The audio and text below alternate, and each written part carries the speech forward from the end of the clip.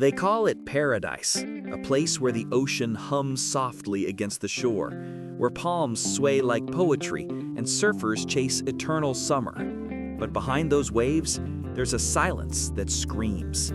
For every postcard of Waikiki sunsets, there's a van parked quietly by the beach, a family trying to make it through another night.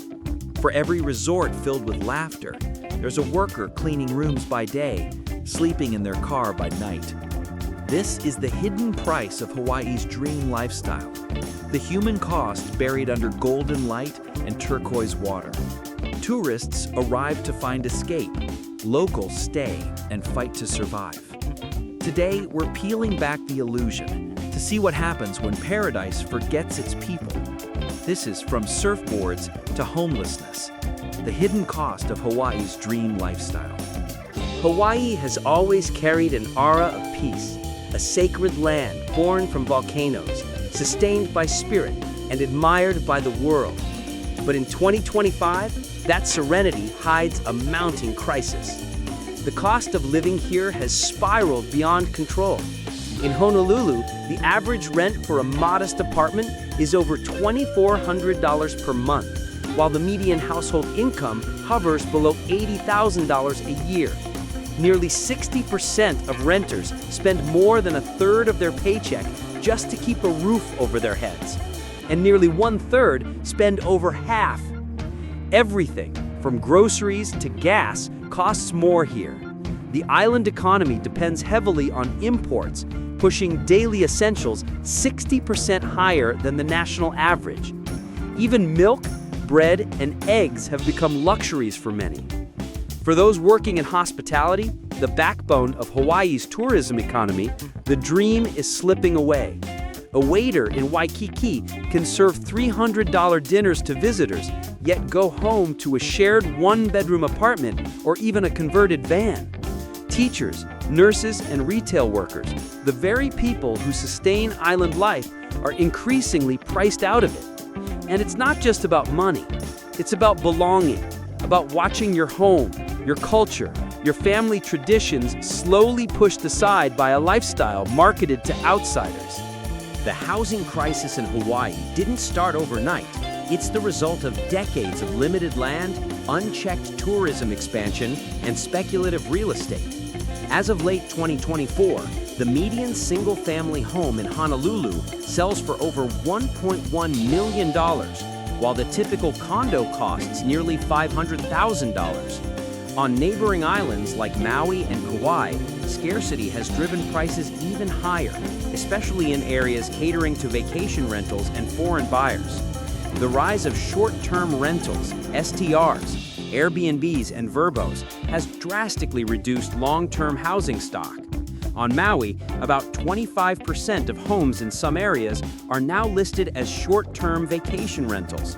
In certain regions near Lahaina, that number jumps above 80%. These units, once local homes, now serve tourists seeking an authentic island experience. Meanwhile, the 2024 point-in-time count found over 6,300 homeless individuals statewide, up more than 12% from the previous year. The majority are on Oahu, and many of them work full-time. After the Lahaina wildfires, hundreds of displaced residents joined the growing number of working homeless across the islands. And as the housing supply tightens, prices rise even further. The state's average nightly vacation rental rate hit $313 in late 2024, 50% higher than in 2019, even though occupancy is falling. That means tourism profits keep rising, while local affordability keeps sinking. It's a cycle that feeds itself. More visitors bring more demand for rentals, which shrinks supply for locals, which inflates costs, which pushes more residents out. Paradise, it seems, is eating itself. Meet Kaleo. He was born and raised in Oahu. By day, he serves coffee to tourists in Waikiki. By night, he parks his car under a bridge and sleeps. His paycheck covers gas, food, and insurance, but rent? Not even close. He dreams of saving enough to move back in with family, but they too were priced out of their old neighborhood years ago. Then there's Leilani, an elementary school teacher. She spends hours shaping young minds, only to go home to a studio she shares with another teacher. Their combined income still barely covers the bills. "I teach Hawaii's children," she says, "but I can't afford to live where I teach." After the Maui wildfires, many resort workers found themselves without homes.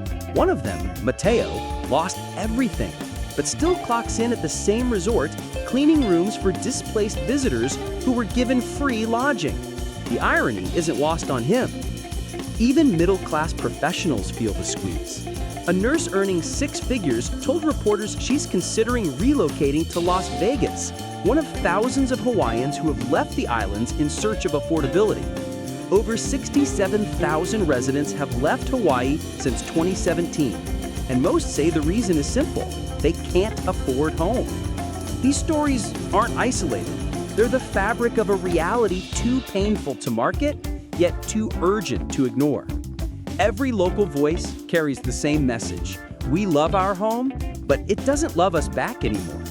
At the heart of this crisis lies a clash between identity and economy. Tourism generates over $20 billion annually, but that prosperity rarely reaches those who clean the rooms, drive the shuttles, or cook the meals.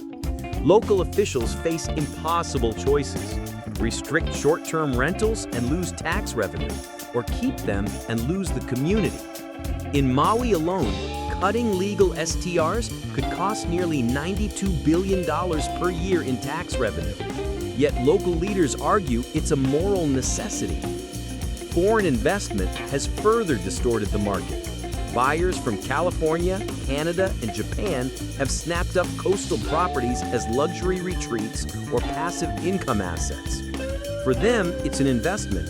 For locals, it's an eviction notice. The result? A hollowing out of local neighborhoods.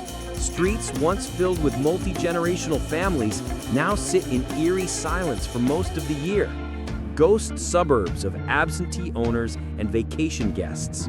Even the once sacred aloha spirit is wearing thin, as resentment grows between those who come to enjoy the islands and those who can barely stay. In this new Hawaii, paradise has a gate, and fewer locals hold the key. Despite the despair, there are signs of hope. In 2025, Honolulu launched the Subsidized Housing Explorer, a real-time tracker that connects residents with affordable housing opportunities. It's a data-driven effort to rebuild trust and transparency. Lawmakers are also debating bills to phase out short-term rentals not occupied by their owners, following the lead of cities like New York and Barcelona. These measures aim to return thousands of homes to long-term residents over the next few years. Grassroots movements are gaining momentum, from native Hawaiian land trusts to community housing cooperatives.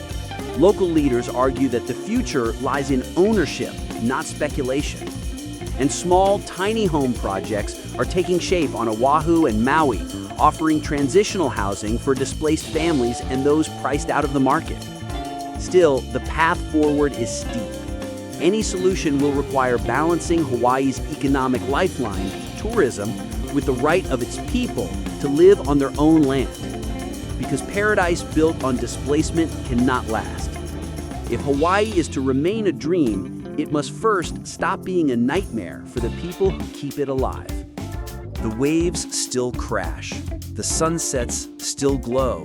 The songs of the islands still rise with the wind. But beneath that beauty lies a silent exodus of families, of teachers, of workers, of hope.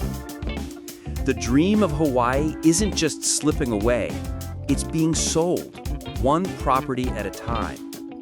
And if nothing changes, soon there will be no one left to call it home. Because paradise isn't the view, it's the people who live in it. And right now, they're the ones being washed away. This is Detailed Report. If you believe these stories deserve to be heard, hit subscribe, share this video, and help us keep Hawaii's truth alive. Because the only way to save paradise is to remember who it's really for.